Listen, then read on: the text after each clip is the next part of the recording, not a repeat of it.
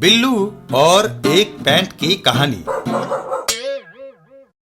एक दिन बिल्लू के दरवाजे पर दस्तक हुई। कौन बिना रुके दरवाजा पीटे जा रहा है? दरवाजा खोलने पर, हरी तुम? बिल्लू, देखो तुम्हारे कुत्ते मोती ने मेरी पैंट चबा डाली। मोती, बुरी बात, तुम्हें ये नहीं करना चाहिए था। पर अब मैं क्या करूं? मुझे एक शादी में जाना है। इस हालत में मैं वहां कैसे जा सकता हूं? देखो, मेरा मोती तुम्हारी पैंट को बाईं तरफ से थोड़ा चबा लेता है। पैंट दोनों तरफ से एक जैसी हो जाएगी। लोग समझेंगे कि ये नया फैशन है। आइडिया बुरा नहीं है। मोती, पैंट को दूसरी तरफ से भी चबा डालो। मोती पैंट चबाने लगता है।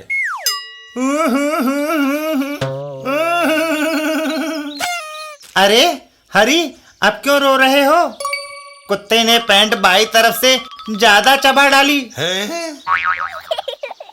तुमने पैंट के पैसे खर्चे हैं, इसलिए इसको इस्तेमाल के योग्य होना चाहिए। मोती दाईं तरफ से पैंट को थोड़ा और चबा लेता है। यह दोनों तरफ से घुटने तक ऊपर हो जाएगी और नेकर का काम देगी। ठीक है। मोती फिर से अपने काम में शुरू हो जाता है और कुछ देर के बाद, आओ! ओहो! उसने तो बहुत ऊंचे तक पैंट को खा लिया है। अब तो मैं इसे नेकर समझकर भी नहीं पहन सकता। क्यों ना मोती इसे बाईं तरफ से एक बार फिर चबा ले, कच्छा बन जाएगा। मोती पैंट को चबाना शुरू करता है। परिणाम स्वरूप, आहा! अब दोनों तरफ से इसकी लंबाई एक जैसी है। लेकिन एक मुसीबत है। वह क्या? क्या मैं शादी के रिसेप्शन में कच्छा पहनकर जाऊंगा? हैं?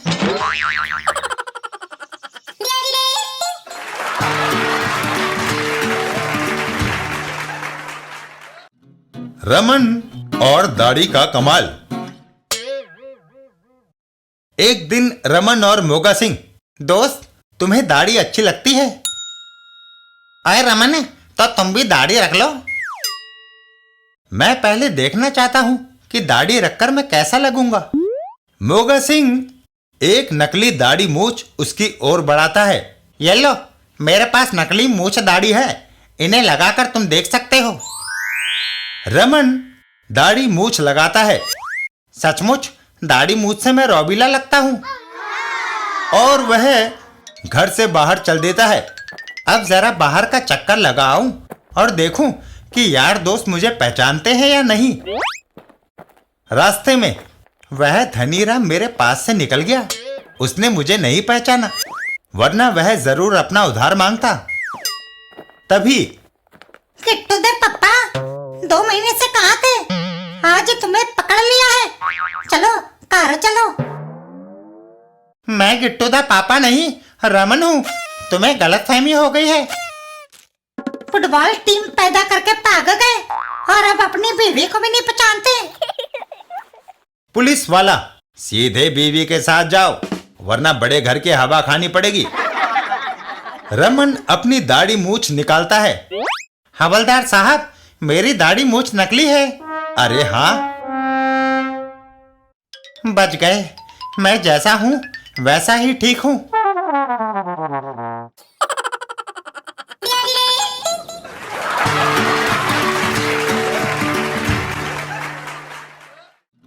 चाचा चौधरी और मेहमान।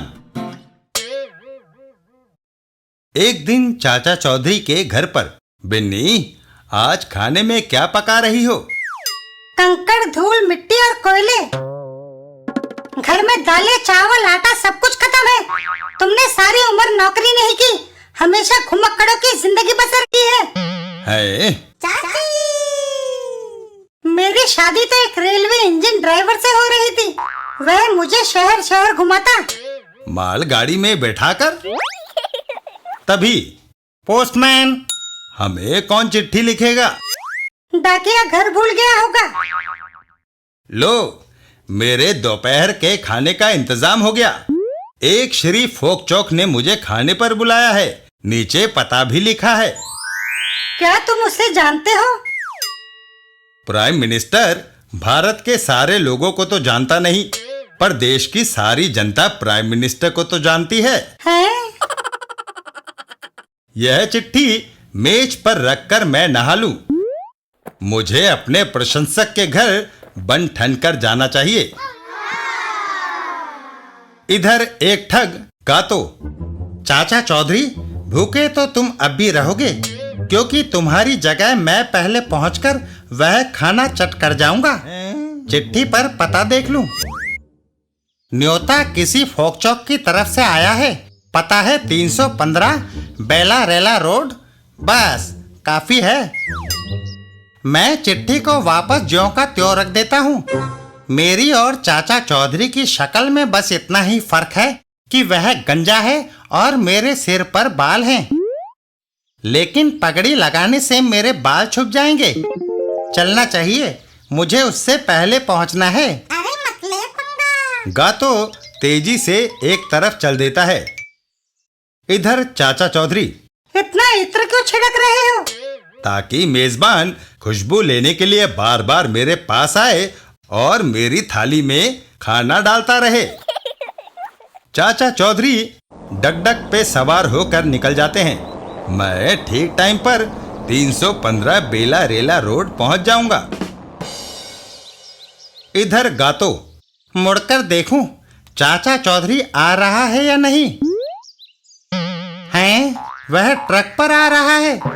इस तरह तो वह मुझसे पहले वहां पहुंच जाएगा। उसे किसी तरह रोकना है। गातो चाचा चौधरी को हाथ देता है। क्यों भाई, क्या बात है? एक औरत कुएं में गिर गई है, उसे बाहर निकालने में मेरी मदद करो। कुएं के पास पहुंचकर, कहीं तुम्हारी पगड़ी कुएं में ना गिर जाए, इसलिए इसे मुझे पकड़ा दो। चाचा चौधरी पगड़ी उसे पकड़ा देते हैं। ठीक है। चाचा चौधरी जो ही कुएं में झांकते हैं, गातो उन्हें धक्का दे देता है और पगड़ी पहनकर ट्रक की तरफ दौड़ लेता है। अब पगड़ी और ट्रक दोनों मेरे हैं। मुझे बेला रेला रोड पर जल्दी पहुंचना चाहिए। बेला रेला रोड, मकान नंबर 315। यह रहा मकान नंबर 315। मेजबान खाने की टेबल पर मेरा इंतजार कर रहा होगा। मैं दरवाजे की घंटी बजाता हूँ। गातो दरवाजे की घंटी बजाता है और उसी पल उसके सिर पर एक हथौड़ा पड़ता है। आओ! शब्बो, मैं शर्त जीत गया, निकालो 100 रुपए। फोक चौक, तुम्हें मान गया। तुमने कहा था कि चाचा चौधरी को कोई मात नहीं दे सकता। मैंने दरवाजे पर इलेक्ट्रॉनिक हथौड़ा लगाया और उसे खाने पर आमंत्रित किया। यह बटन दबाते ही हथौड़ा सर पर पड़ता है। हा हा हा हा हा। उधर चाचा चौधरी, पानी भरने के लिए किसी ने बाल्टी लटकाई है। बहन, हैरान ना हो, किसी ने मुझे यहाँ धकेल दिया था। चाचा चौधरी तुरंत 315 नंबर मकान की ओर दौड़ लगाते हैं। फोक चौक खाने पर मेरा इंतजार कर रहा होगा। वहां पहुंचकर मेरी पगड़ी, अच्छा हुआ यह मिल गई। क्षमा करना, दरवाजा खुला था इसलिए सीधा अंदर चला आया। आने में थोड़ी देर हो गई है। श्री फोक चौक, स्वादिष्ट खाने के लिए धन्यवाद। दरअसल आज मैं बहुत भूखा था। अगर तुम चाचा चौधरी हो तो फिर वह कौन है जो बाहर गिरा पड़ा है? वह मुझे कुएं में धकेल कर मेरी पगड़ी ले उड़ा था।